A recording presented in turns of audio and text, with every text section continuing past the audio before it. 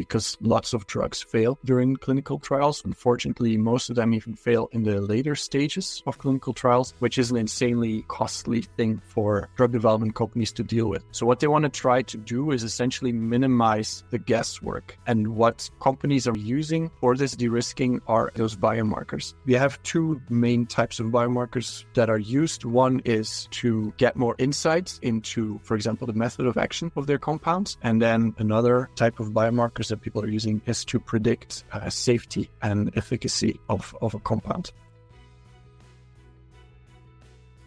There are definitely cases where it makes sense to start from what has been published before, or at least make the effort to scan literature and public resources. But then the next step is indeed generating relevant and valuable and useful data sets that can be mined to find the most appropriate biomarkers.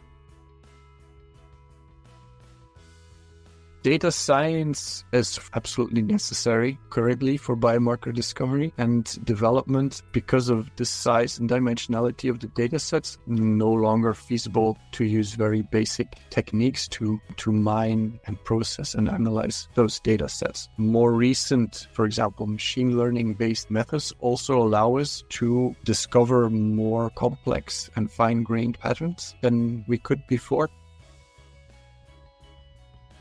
What we do well as BioLizard is that we first of all have a comprehensive or holistic view of the whole process. We are very well versed in data science and analytical side of things, and we know our way around the latest machine learning and AI technologies, while at the same time having understanding of the underlying biology, having understanding of the underlying clinical need, which is necessary to be able to talk about analysis results, to be able to discuss approaches with the scientists and clinicians that work in the companies that we collaborate with. We're not blinded by fancy machine learning and AI. We are aware of what these technologies or tools in the end are very good at, without forgetting what they're not very good at, so that we can think critically about their use and about the results they produce.